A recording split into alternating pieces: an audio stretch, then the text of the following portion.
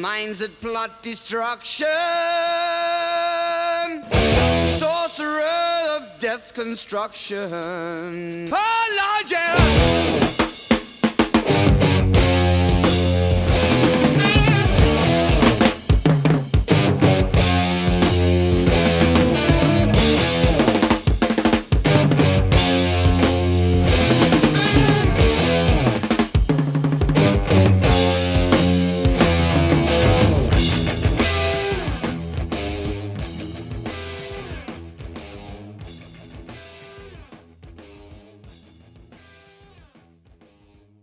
Hi, I'm Ryan Weiss.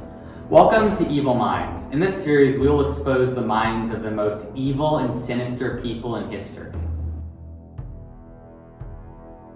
Adolf Hitler, one of the most infamous and evil minds in history. But was Hitler crazy evil or just plain crazy? This is the question we will explore in today's episode of Evil Minds. Despite the atrocities that were committed by Hitler, there had to be several qualities that made him such a successful leader. In fact, Hitler stated on many occasions that one of his best qualities is that he, quote, had the gift of reducing all problems to their simplest foundations, a gift for tracking back all theories to their roots in reality. Wenn wir selbst dieses deutsche Volk emporführen durch eigene Arbeit, eigenen Trotz, eigene Beharrlichkeit, dann werden wir wieder emporsteigen, genau wie die Väter einst auch Deutschland nicht geschenkt erhielten, sondern selbst schaffen mussten. Now, this will be the first trait we talk about. Hitler's astounding ability to take complex theories and ideas and turn them into simple, powerful phrases and sentences that the general public can easily understand and get behind. This was one of his more outwardly noticeable traits. Have you ever listened to one of Hitler's speeches? They are extremely charismatic, and he solicited massive applause after every single sentence.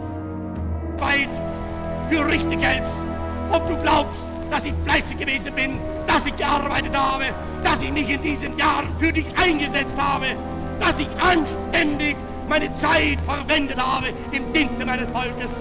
Gib du jetzt deine Stimme ab. Wenn ja, dann tritt für mich ein, so wie ich für dich eingetreten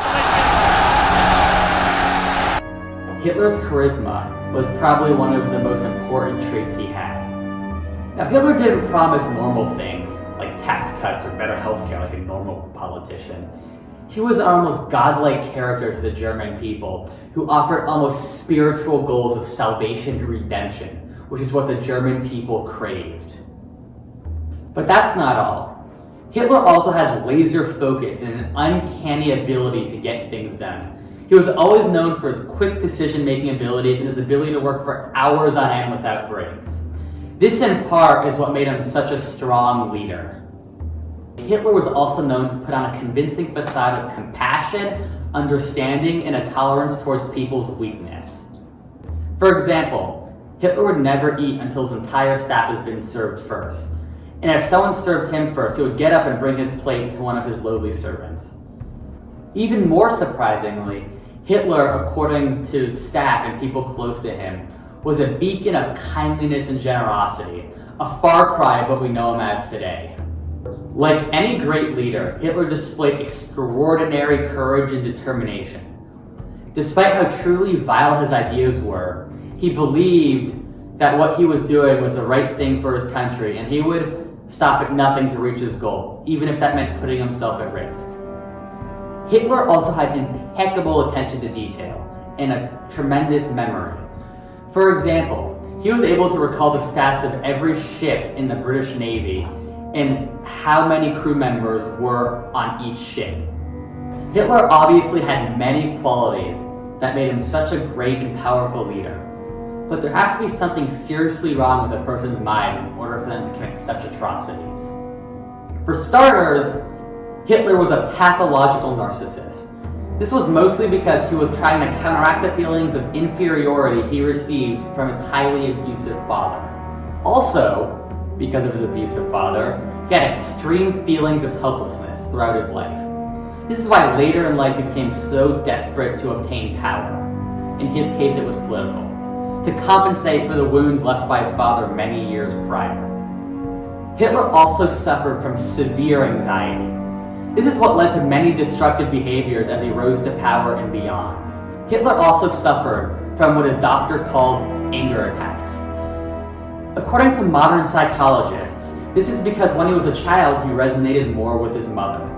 This made him more feminine, thus coupled with everything else made him more quick to anger. Hitler also suffered from severe shell shock, or PTSD as it's referred to now, from a stint in the military. More specifically, when he was blinded by mustard gas and shot in the leg while he was serving during the Battle of the Somme in the German army. According to Hitler's personal psychologist, Hitler in his younger years developed syphiophobia, or an extreme fear of being contaminated by sexual contact with a woman. This eventually led to sexual impotence. But as he got older, the syndrome worsened and often resulted in complete emotional collapse, which according to his doctor was characterized by extreme bursts of screaming and crying. Hitler was also described as paranoid and borderline schizophrenic. People close to him would often see him talking to himself and talking about things that didn't even exist or worrying about things that were non-existent. Hitler was also characterized as a dysdaimonic genius. This meant he had unprecedented creative powers, but it also came with perversity, destructiveness, and yes, pure evil. In recent years, we've learned that Hitler had an extreme addiction to cocaine and opioids and was on them almost constantly.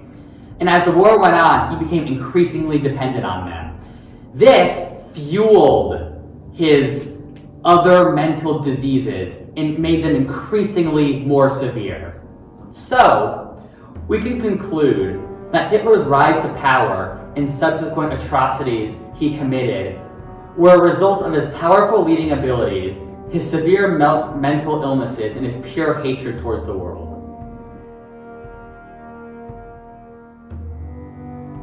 Thank you for watching this episode of Evil Minds. Make sure to like and subscribe, and we hope to see you soon on our next videos.